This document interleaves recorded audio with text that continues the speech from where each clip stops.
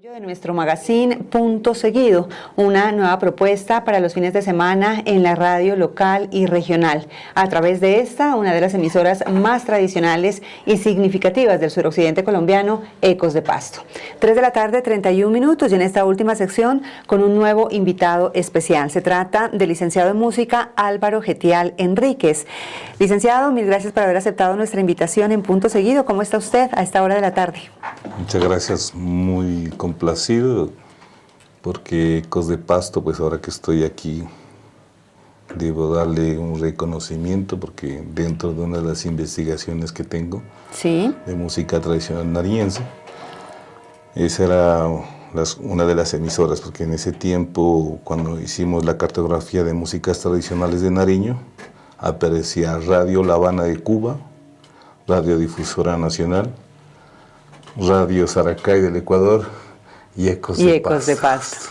Qué maravilla, tenemos que conocer entonces un poquito más a profundidad esta investigación. Eso es lindísimo, porque lo que pasa es que cuando hablamos de los ritmos, por ejemplo el sanjuanito, el ritmo de San Juan, pues obviamente para muchas personas es poco conocido, ¿no? Pero la parte del Ecuador llegaba hasta parte del Cauca. Entonces nosotros pertenecíamos a esa parte, ¿no? Hablando de tradiciones. Pero cuando usted escuchaba Radio Saracay del Ecuador, era lo mismo que hacía Ecos de Pasto, ¿sí? Ya. Entonces gente de Yacuanquer se iba a trabajar allá al Ecuador, y entonces Radio Saracay del Ecuador era la que informaba que el señor Álvaro Getial está bien y que en diciembre ya regresa. Y entonces en todas las poblaciones de Nariño se escuchaba Radio Saracay del Ecuador, el ritmo de San Juan. ¿Sí me entiendes? Entonces, cuando tú hablas de esa parte, tú vas a todo de Nariño y el ritmo de San Juanito se lo toca propio, como es. Inclusive cuando nosotros viajamos por Colombia y tocamos, nos dicen que somos ecuatorianos. Sí, ¿no? Suele pasar. ¿Sí? Y a lo otro, pues, esa es una de las emisoras, aquí todavía existe, pues, Radio Sanyo, ¿no? Pues disculparán, pero es importante decirlo porque es parte de la cultura. Es parte de la cultura, es parte de nuestra historia. Claro, usted lo ha dicho. Allá llegaba la gente campesina, haga el favor y vendame un radio de 4 bandas, pero que coja Radio Saracay, si no, eso no sirve. Bueno, de todas estas historias, importantísimo que pudiéramos hablar en otras emisiones de programas, claro, porque sabemos, usted es un conocedor incansable e investigador de la cultura y de la historia de nuestro departamento y de nuestro país. Álvaro Getial Enríquez ha dedicado su vida a la docencia porque, como lo dijimos, él es licenciado en música, es compositor, investigador de la música tradicional de Nariño y se ha dedicado a recorrer las instituciones educativas del departamento de Nariño con un rol particular, una tarea particular que tiene que ver con la instrucción de bandas de paz. Sobre este tema, digamos, dialogaremos con mayor énfasis porque la verdad, Álvaro, queremos conocer un poco más acerca del impacto social, pedagógico que tienen las bandas de paz al interior de las instituciones educativas y cómo éstas contribuyen también a la formación integral de niños, jóvenes y adolescentes. Usted, en los diversos roles que ha practicado, pues se está dedicando especialmente en estos últimos años a la instrucción de bandas de paz en colegios de Nariño, igualmente de departamentos como el Cauca y Putumayo. Álvaro, ¿cómo se forma una banda desde cero? ¿Y en qué consiste la instrucción que usted lleva a cabo con niños y jóvenes en las instituciones educativas? Bueno, para formar una banda, tengo que contar de dónde saqué esa promoción de banda, ¿no? Porque hay un almacén de un gran amigo que se llama Diego Fajardo y pues todo nació así. Nosotros, lo chistoso de eso es que el almacén era una camioneta roja. Y nosotros andábamos por todo Nariño vendiendo guitarras a crédito, y eran unas guitarras de Bucaramanga. En ese tiempo eran 100.000 pesos. Tú dabas 25 y a 3 cuotas. Entonces teníamos un cobrador que iba por todo Nariño recorriendo, y era un paisa, un man bien chévere y loco, pues. ¿De hace cuánto tiempo estamos hablando? 22 años. Hace 22 años. Entonces el almacén de mi compadre pues empezó así. O sea, era en una camioneta roja y le teníamos puesto nombre, Rogelia se llamaba. Ya, la camioneta Rogelia. Nos vamos en la Rogelia y listo. y empezó pues a trabajar esa consecuencia de que iba a haber un almacén. Entonces empezamos a conocer toda la gente de Nariño, porque nosotros íbamos puerta a puerta. Entonces alguna vez una señora dijo, no, ¿por qué no me traen un redolante? En cuestiones de banda, ¿no? Y conocimos a un señor que se llama Ramón, era el Ramón Guerrero. Es uno de los pioneros de esta cuestión de las bandas. Él fue infante de Marina. Sí. Entonces una vez llegó y me dijo, ¿por qué no me ayuda, Álvaro? Porque es que yo soy buenísimo para corneta, pero yo para lira soy malo. Y usted que es músico, ¿por qué no me saca estas canciones? Entonces me las entregó y yo se las saqué cifradas, pues porque no leía punto, pentagrama, sino simplemente sin cifra. Entonces me dijo, ¿por qué no me acompaña a Tumaco? Entonces le dije, bueno, listo, vamos. Y entonces Ramoncito, lo chistoso de Ramoncito es que era bajito y era blanco, y era de Tumaco. Y te imaginas una persona bien blanca y de Tumaco, pues graciosísimo. Y él cogía y soltaba, imagínate, unos 70 instrumentos y en ese sol. Y yo acá en la sombra lo veía que el man echaba plomo, pues. Pero él cuando les iba enseñando, yo iba pautando en mi pentagrama. Sí. Y yo les escribí todas las marchas. Ya. Entonces cuando me dijo, ¿por qué no me ayuda? Estoy cansado. Ah, bueno, le dije, venga, siéntese todos a la sombra. Pero yo ya la había escrito, ¿ya? Entonces, claro, pude proponer una pedagogía que es la que utilizo ahora, que es el método de las grafías. O sea, no enseño como tal, como negra, corcha, no, sino son grafías. Y esas grafías me facilitan a mí que el proceso sea mucho más rápido. Tanto para usted como para los estudiantes. Claro. Lo captan más rápido. Porque, por ejemplo, es como, vamos a imaginar que tú entras a preescolar. Sí. Acordémonos cuando uno entra a preescolar. Entonces la profesora llega y le muestra una casa bien bonita, bien pintada. Ay, mis niños lindos, ya llegaron. Pero debajo de esa grafía está una palabra. Pero la maestra no te dice qué dice ahí, sino qué es esto. Y tú dices, casa. Sí. Aunque obviamente lo estás mirando, ves las letras, pero no las identificas como las consonantes y las vocales. Y es el mismo método. Ya. Entonces yo escribo una negra y le digo a las personas, eso, cada vez que veas esa grafía, dices tan. Si ves unas corcheas, dices casa. Si ves semicorcheas, dices Margarita. Y entonces cuando ya la leen ellos, no, casa, Margarita, tan, listo. ¿Ese es su método? Ese es mi método. Entonces el método es muy rápido. ¿Y tiene algún nombre? ¿Lo ha bautizado ese método? No, pues simplemente es un método de grafías porque pues, uno no se ha inventado nada, ¿no? Pues, la música, pues es... Lo que pasa es que nosotros, como ya empezamos, como te digo, con Ramón, volvemos a Ramón. Y al Marino. Entonces al Marino, entonces dijo, hágale usted. Y claro, yo en 10 minutos ya le tenía 2 marchas. Y los manes, no, cojamos esto, no, sin instrumentos. ¿Cómo decían? Claro, vea, si usted quiere un bombo, vea las manos. Platillos, lo mismo. Redoblante, mírelo aquí. Les hacía tocar el estómago, tamboras, las rodillas. Y sentados. Cuando ya la monté las 2 marchas, les puse los instrumentos y sonó. Entonces Ramón... El método surtió efecto. Claro, entonces Ramón dijo, no, ¿por qué no me ayudas? Yo ya estoy mayor. Y, pues, le dije, claro, con mucho gusto. Pero nunca pensé que eso me iba a dar tanta renta a mí. Yo lo hacía por fregar. Pero después, como él me recomendaba, no, yo tengo a alguien que sabe bien y iba... Pues la ventaja mía es que pues un músico para mí era mucho más fácil. Él para pasar lo que él sabía para él era muy difícil. Muy bien, y así fueron entonces los inicios de su proceso como instructor de bandas de paz. Como instructor de bandas, porque pues Diego le empezó a vender a Ramoncito así. Le decía, hágame traer tal cosa, pero Diego solamente traía guitarras.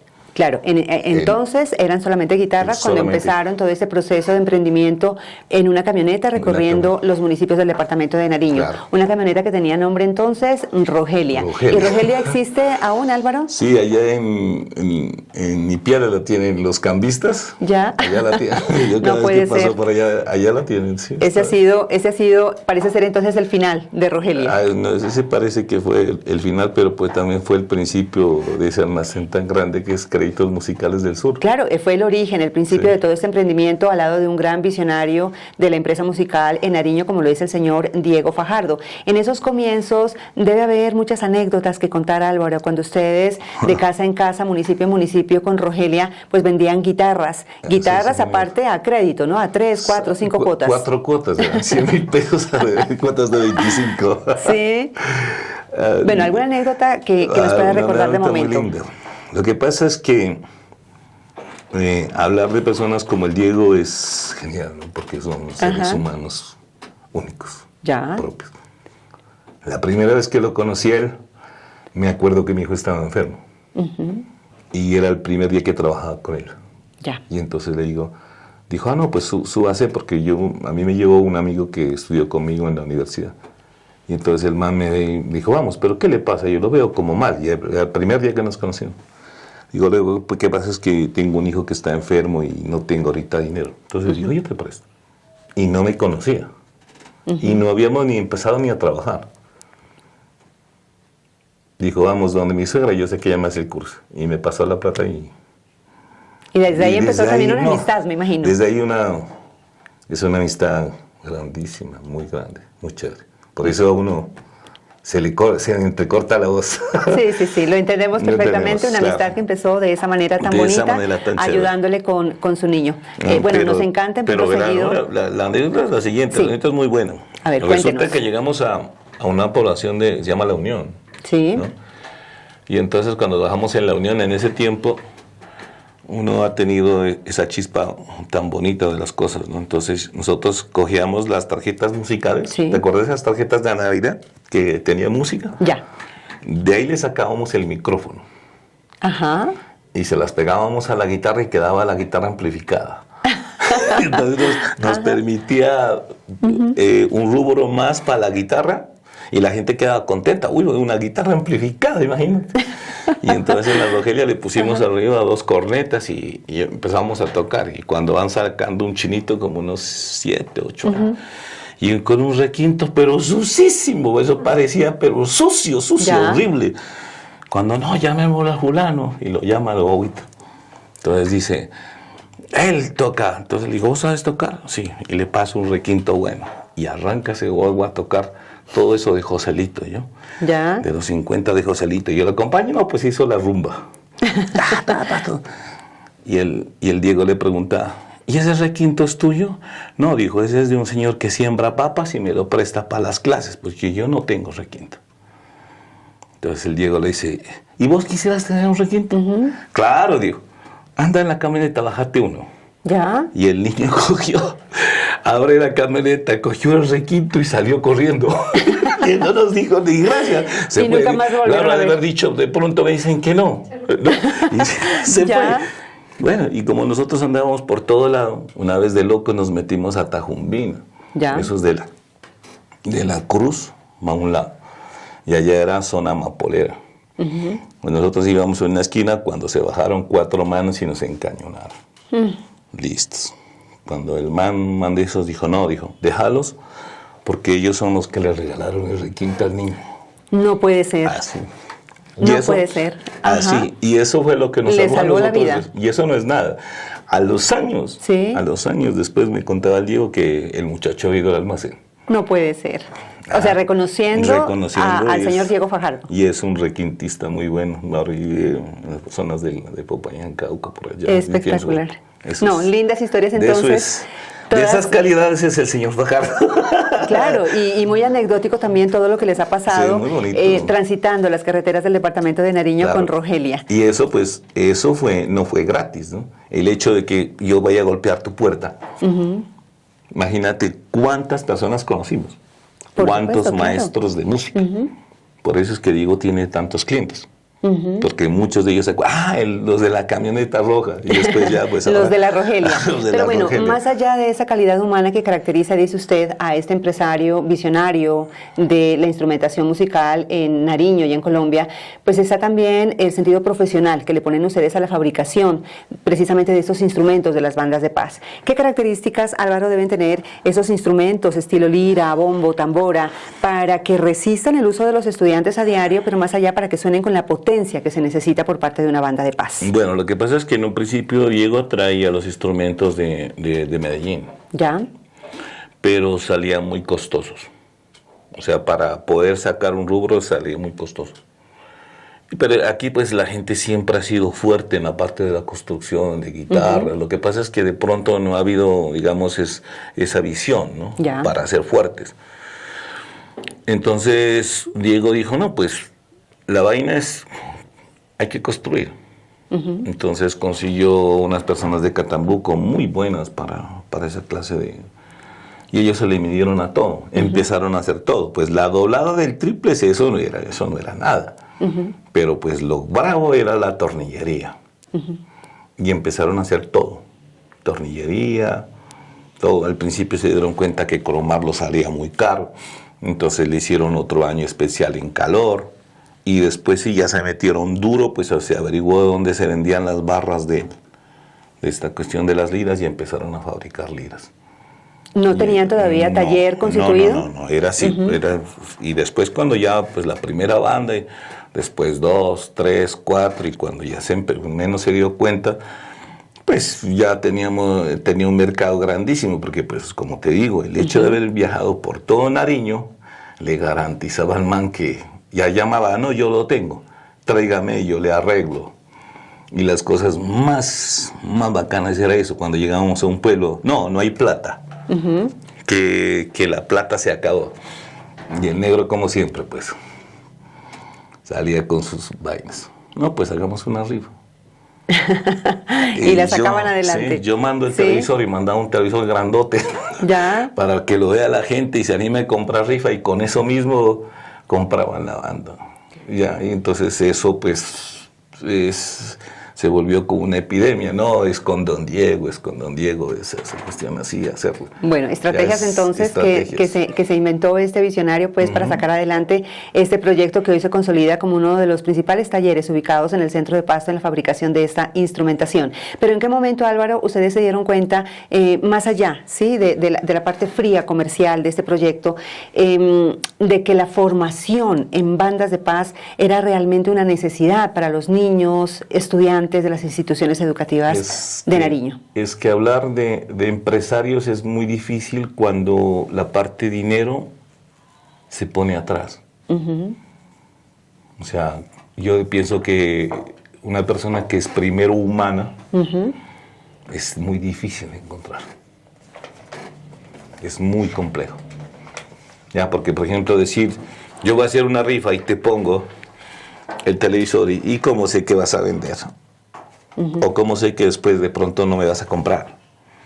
Me queda la duda. ¿Sí me entiendes? Entonces él lo que hizo fue eso, o sea, al ver que nosotros, como yo lo acompañé desde el principio, entonces nosotros creábamos estrategias. Entonces decías, yo voy a comprar una banda de paz. Y claro, pues hay más almacenes que tienen bandas de paz. Pero nosotros ganábamos porque decíamos, listo, nosotros te vendemos la banda de paz, pero va al instructor. Y el instructor es usted, Álvaro. Y va una semana. Es una semana de instrucción. Una semana gratis.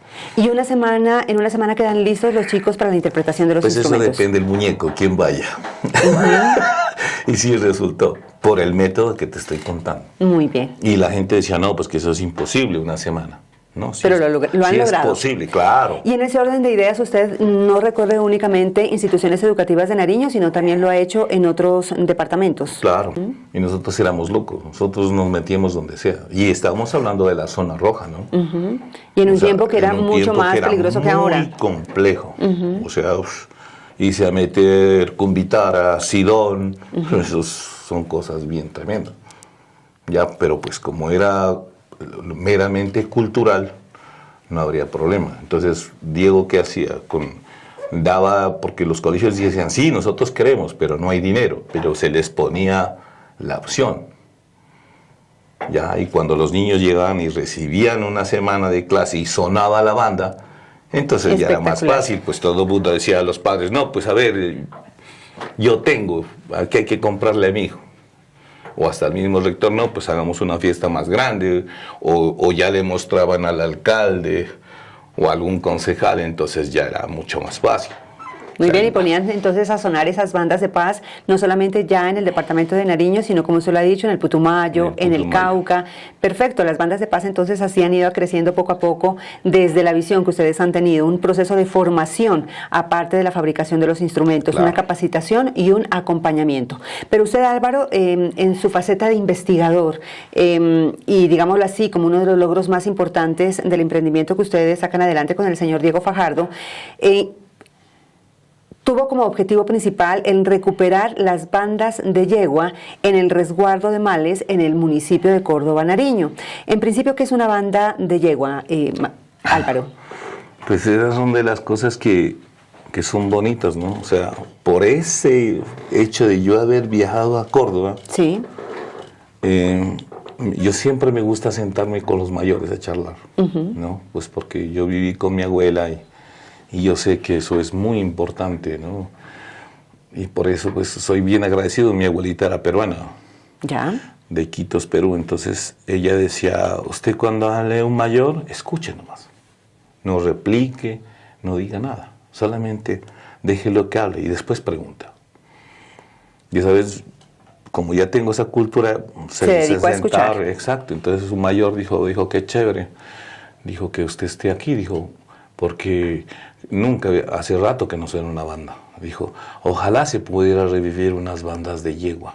¿Ya? Y entonces el corazón se me aceleró porque cuando yo tenía 8 años, en el barrio mío, en el barrio Fátima, se hacía la pasada de los santos. Y había un señor que vendía chupones, y él era de Guachavés, y él tocaba banda de yegua. Era un bombo como el que salen en las bandas de paz. Sí. Y el otro se llama tambor. Es como un redoblante ancho, grande, y debajo tiene cuerdas de guitarra para que resuene. Pero ambos se llama banda de yegua, sí. Es porque son hechos con el cuero del animal. No se trata de un instrumento, no, sino del material usado. Entonces yo quedé loco. ¿En serio? Sí, digo. Y vamos a visitarlo a don Octaviano Corán y a don Anselmo Mueces. Y don Anselmo Mueces tiene 95 años. Y hasta ahora vive. Y entonces él dijo, si los primeros danzantes eran con flautas traversas. Entonces ahí yo le conté al Diego, pasa esto. Ya. Entonces dijo, pues hacele. Y ahí vamos mirando a ver cómo ayudamos o qué hacemos. E iniciaron el proceso de construcción de los instrumentos. No, ya solamente fue la investigación. Ya. Yo le conté así, ya. Pero pues no sabíamos más nada. Ya. Ahora, por ejemplo, ya tenía el proyecto, pero ahora, ¿cómo haces para presentar un proyecto si solamente es con transmisión oral? No se puede. Entonces encontré un libro que se llama Cuando Ipiales fue departamento, y claro, hay una fotografía de 1945, donde están los danzantes de Males y está en la fotografía de las flautas traversas. Ahí conoció por primera vez el instrumento específico de una banda de yegua. Claro, ahí ya lo pude hacer real, verídico, visible. De parte oral sí. Y acá yo lo había visto cuando yo tenía 7 años, eso sí se sabía que había. Ya, pero faltaba la documentación. Exacto, porque si tú ves a un danzante de Males ahora, ellos no utilizaban, antes de que llegara yo allá, no utilizaban eso, porque ya se había perdido. Claro. Ellos utilizaban quena y el tambor, nada más. Bueno, y en ese proceso de investigación entonces llegan a la conclusión de que sí pueden dotar esa banda de yegua. Claro, de que sí se puede hacer ese proyecto, y presenté a un amigo de ADEL, se llama Agencia de Desarrollo de Nariño, que es Byron Castro. Ese es otro genio. Ese tipo es dorado. Y a él se le debe eso.